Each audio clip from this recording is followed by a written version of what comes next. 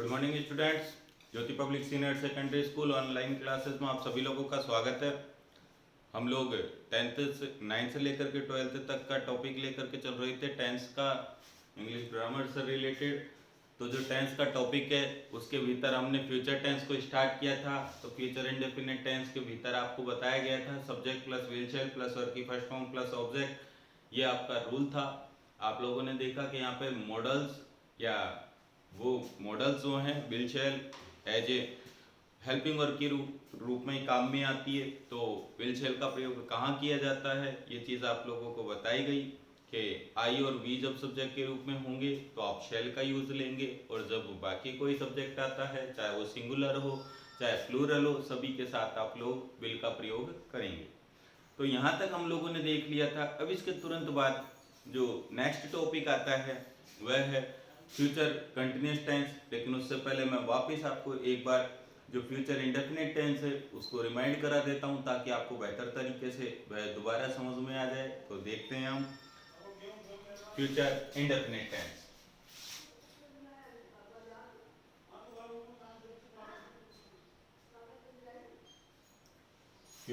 Future indefinite tense है तो इसको फर्स्ट भाग हम पढ़ेंगे फ्यूचर इंडेफिनिट टेंस।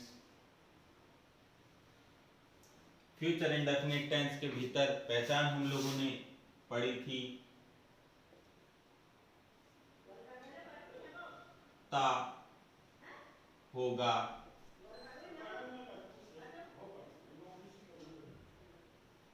ता होगा, ती होगी,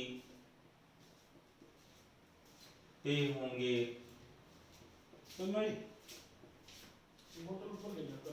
ते होंगे, ता या ती होगा,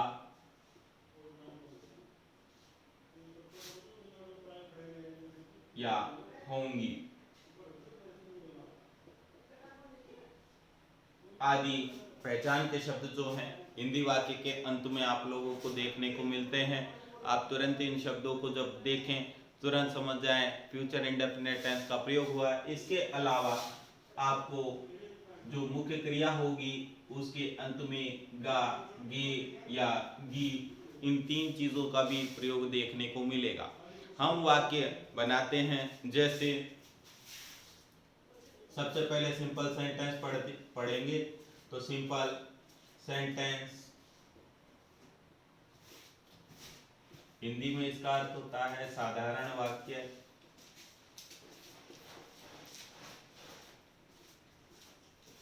सिंपल सेंटेंस या साधारण वाक्य। तो सिंपल सेंटेंस के भीतर हमें क्या करना है, सबसे पहले सिंपल का जो रूल है वो याद रखना है कि जो इसका रूल है वह है सब्जेक्ट प्लस विल या शैल प्लस वर्ब की फर्स्ट फॉर्म प्लस ऑब्जेक्ट। ये इसका नॉर्मल सूत्र है, सिंपल का सूत्र है। शैल का प्रयोग आपको बताया गया था आई वी के साथ आप शैल का प्रयोग करेंगे, और विल का प्रयोग you, they, he, she, it, name और सिंगुलर एंड प्लूरल जो नाउन्स होंगी उनके साथ आप लोग विल का प्रयोग करेंगे। तो ये बिल्कुल सीधा सा तरीका है याद रखने का। आई वी के साथ शैल और बाकी सभी के साथ में विल का प्रयोग करना है। अब हम वाक्य बनाते हैं, जैसे मैं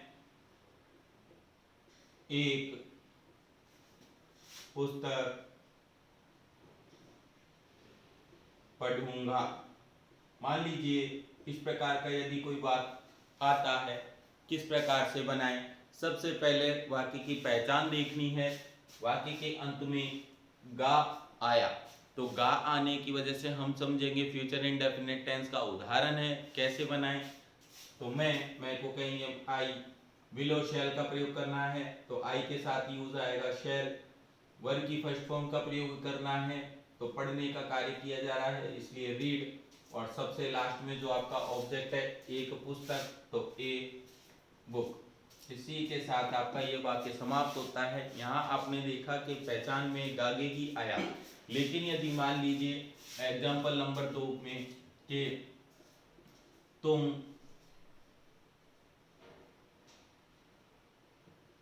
एक आम खाते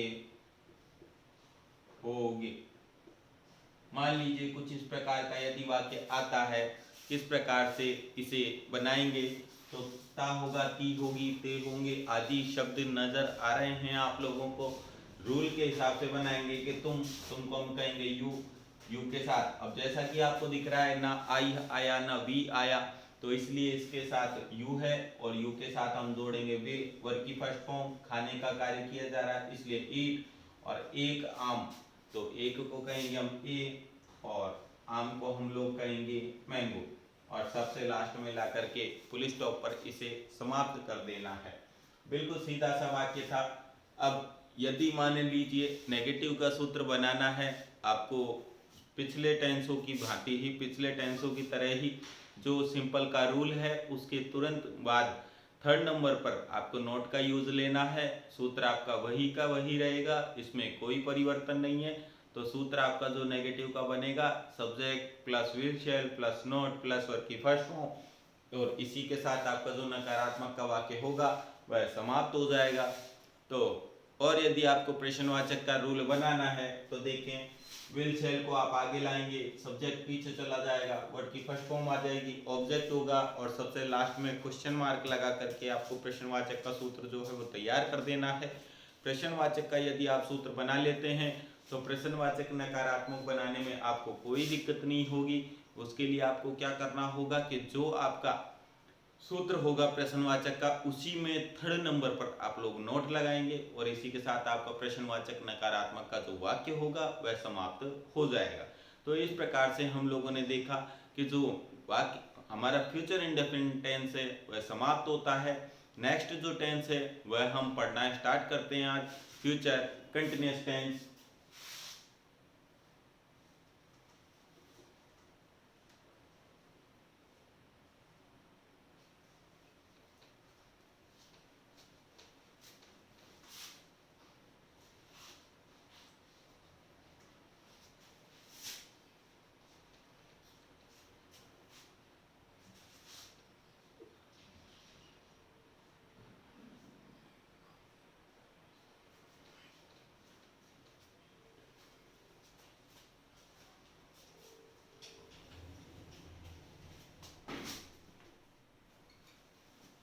फ्यूचर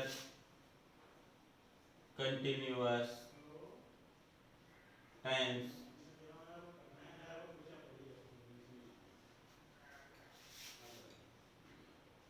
पहचान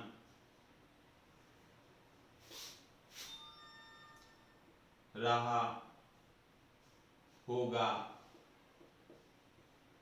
रही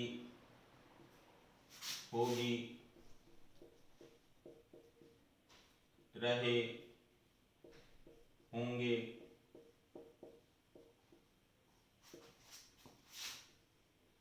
रहा होगा या रही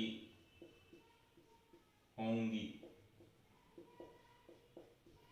इस प्रकार के पहचान के शब्द आप लोगों को देखने को मिलते हैं फ्यूचर कंटिन्यूअस टेंस में। तो हमें याद ये रखना है कि, और आप लोगों को ये भी बताया गया था कि यदि किसी भी टेंस के भीतर कंटिन्यूअस का भाग आप यदि पढ़ रहे हैं तो कंटिन्यूअस टेंस के अंदर जो फॉर्म होगी वो वर्ब की आईएनजी फॉर्म आएगी।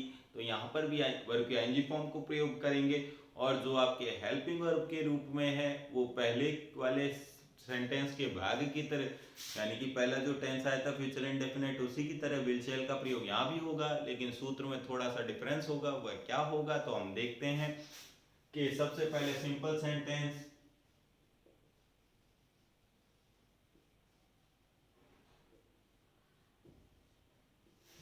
हिंदी में कहते हैं इसे साधारण वाक्य।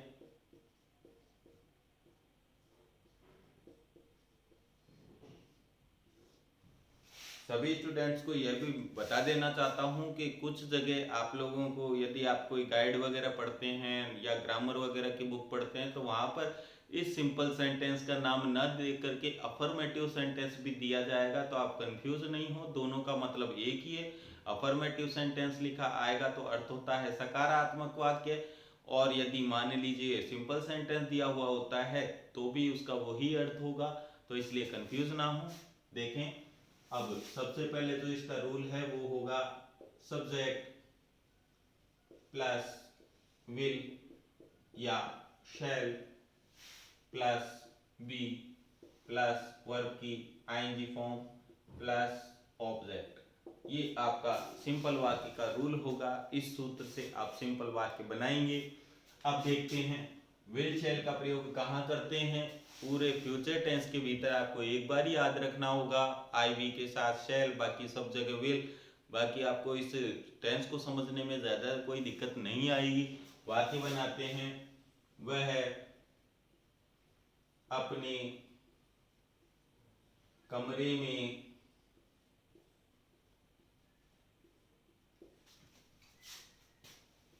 अपनी पुस्तक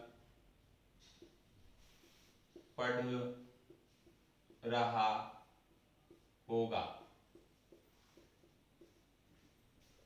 तो जैसा यहाँ उदाहरण दिया गया है, हमेशा एक बात याद रखें, बड़े वाक्य को देख करके घबराएं नहीं। सबसे पहले आप वाक्य की पहचान का पता लगाएं, उसके बाद में वाक्य बनाएं। तो देखें, वह को हम कहेंगे ही। विल और शैल का प्रयोग करना है तो आप सभी जानते हैं आई वी के साथ शैल लगाते हैं, वरना यहाँ यूज आएगा विल। साथ में हम जोड़ेंगे बी, वर्ब की आईएनजी फॉर्म।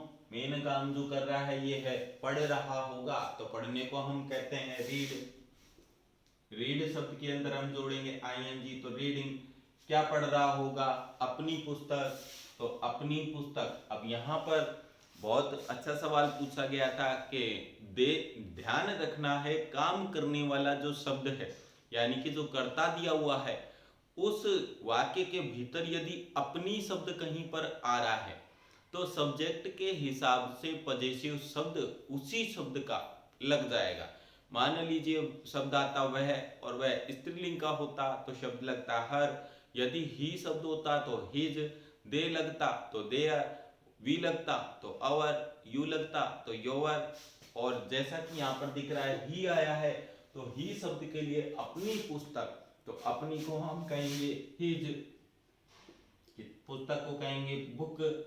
और कहाँ पढ़ रहा है? अपने कमरे में, तो इन हिज कमरे को कहेंगे हम रूम।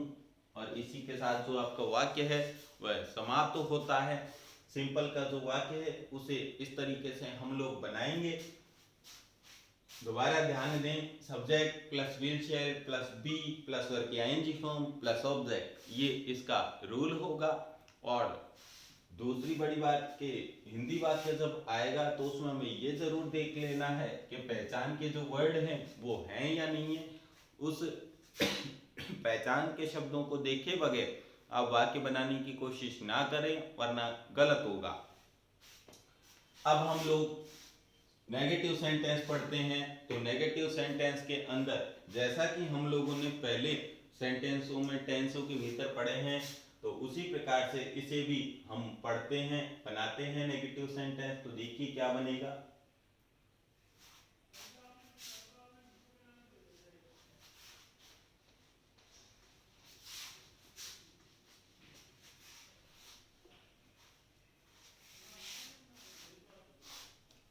देखिए सेकंड नंबर का नेगेटिव सेंटेंस, नकारात्मक वाक्य। सूत्र है पहले की तरह ही होगा, सिंपल वाक्य जैसा ही सूत्र बनेगा, बस फर्क इतना सा होगा, नेगेटिव सूत्र होने की वजह से थर्ड नंबर पर नॉट यूज लेंगे। तो subject plus will shall plus not plus verb की आईएनजी फॉर्म प्लस ऑब्जेक्ट। इसी के साथ आपका ये जो नेगेटिव का सूत्र है वह समाप्त होता है। एग्जाम्पल देखते हैं। सीता क्रिकेट नहीं खेल रही होगी। मान लीजिए उदाहरण कुछ इस प्रकार का आता है, तो इस उदाहरण में हम पहचान देख रहे हैं, रहा होगा, रही होगी आदि शब्द आ रहे हैं, इसलिए फ्यूचर कंटिन्यूअस का ये उदाहरण होगा। किस प्रकार से बनाएंगे? सबसे पहले सब्जेक्ट यानी कि काम करने वाला हो गई सीता, विल और शैल का प्रयोग करना है, सीता नाम है किसी का इसलिए विल, साथ में हम जोड़ेंगे नॉट, सॉरी सूत्र में नॉट जो है, नॉट के तुरंत बाद में हमें ऐड करना है बी प्लस और के आईएनजी फॉर्म प्लस ऑब्जेक्ट, ये आपका सूत्र होगा। तो subject plus will shall plus not plus be plus और के आईएनजी फॉर्म ऑब्जेक्ट, तो यहाँ पर सब सीता विल नॉट, फिर लगाएंगे हम बी प्लस और के आईएनजी फॉर्म। यहाँ खेलने का काम किया जा रहा है तो प्ले, प्ले के अंदर हम जोड़ देंगे आईएनजी, और क्या खेल रही होगी? क्रिकेट, तो हम यहाँ लगा देंगे क्रिकेट। आप सभी लोगों को ये पता होना चाहिए क्रिकेट शब्द से पहले हमने किसी भी आर्टिकल का यूज नहीं लिया, तो ऐसा क्यों किया? तो इसके पीछे कारण ये है क्योंकि किसी भी स्पोर्ट्स का गेम का नाम यदि आए तो उससे पहले कभी भी किसी भी आर्टिकल का यूज नहीं होता है, वहां पर आर्टिकल का प्रयोग किया जाना गलत माना जाता है अंग्रेजी ग्रामर के हिसाब से, इसलिए यहाँ पर हमने किसी आर्टिकल का यूज नहीं लिया। अब नेगेटिव का हमने सूत्र बना लिया, अब थर्ड नंबर का जो सूत्र है, वाक्य है, उसे पढ़ते हैं।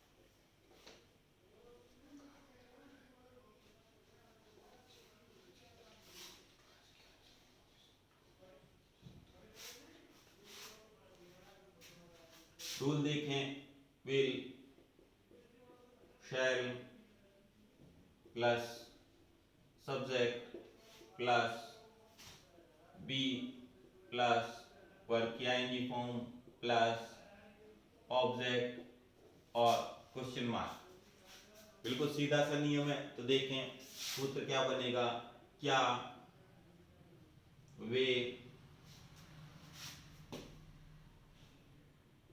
मैदान में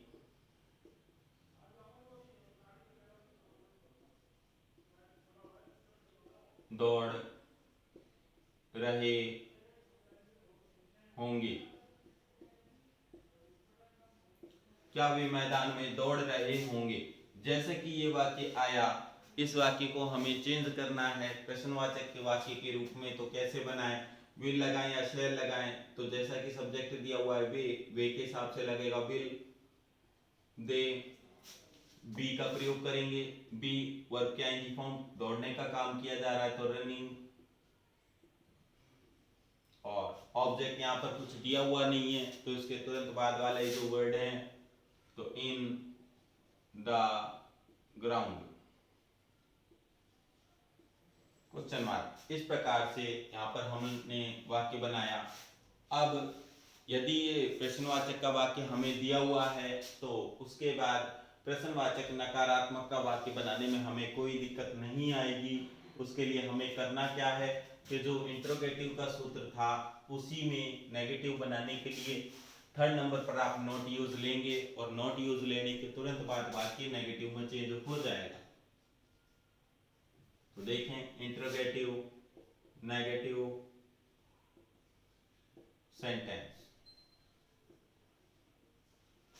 मतलब प्रश्नवाचक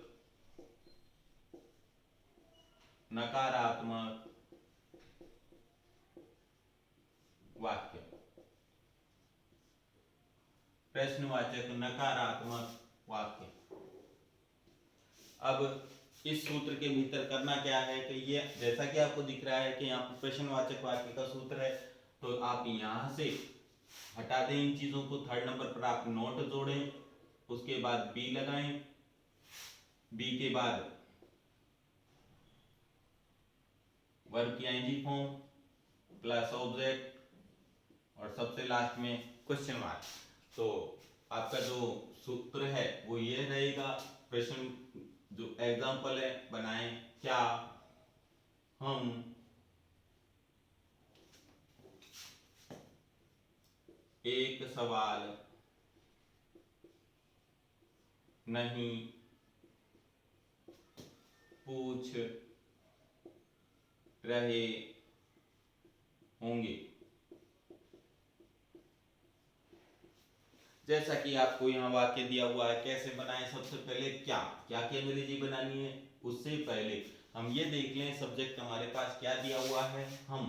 तो हमको हम जैसा कि जानते हैं वी कहते हैं, तो हम कहेंगे वी, वी के साथ हम लगाएंगे शैल, तो शैल वी। उसके बाद नोट का प्रयोग करेंगे तो नोट, उसके बाद बी का प्रयोग करेंगे तो बी। वर्ब की आएंगी फॉर्म, काम किया जा रहा है पूछने का, तो यहाँ पर पूछने को हम कहते हैं आस्क। तो आस्क क्रिया की आईएनजी फॉर्म लगा देंगे, आस्किंग, क्या पूछ रहा होगा, एक सवाल, तो एक को हम कहेंगे ए और सवाल को हम कहेंगे क्वेश्चन, क्वेश्चन मार्क। इस प्रकार से आप लोगों ने देखा कि जो फ्यूचर कंटिन्यूअस टेंस है उसके भीतर हेल्पिंग वर्ब के रूप में विल शैल का ही प्रयोग किया जाता है, और ये अपने आप में मॉडल्स भी होते हैं, लेकिन मॉडल के नियम जब ये लगते हैं तो कुछ विशेष नियम अलग से ऐड हो जाते हैं, जुड़ जाते हैं। लेकिन फिलहाल यहाँ पर हमें सिर्फ इतना सा ध्यान रखना है, आई बी के साथ शैल, बाकी सब जगह विल का प्रयोग करते हैं। अब वर्ब की आईएनजी फॉर्म का इसमें प्रयोग किया जाता है, लेकिन एक नया वर्ड इसमें जुड़ता है बी, और उसी के साथ हम पूरा वाक्य को बनाते हैं। तो यहाँ आप लोगों ने फ्यूचर कंटिन्यूअस और फ्यूचर इंडेफिनिट के बारे में विस्तार से पढ़ा। कल हम लोग इस टेंस के टॉपिक को समाप्त करेंगे, और कल के जो वीडियो है उसके भीतर फ्यूचर परफेक्ट और फ्यूचर परफेक्ट कंटिन्यूअस टेंस के साथ में हाजिर होंगे। तो आज के वीडियो में सिर्फ इतना ही, आज का टॉपिक सिर्फ इतना ही। तो वीडियो यदि पसंद आए तो ज़्यादा से ज़्यादा लाइक, सब्सक्राइब और शेयर कीजिए। कल एक नई वीडियो और एक नई ग्रामर टॉपिक के साथ आपके सामने हाजिर होंगे। Thank you.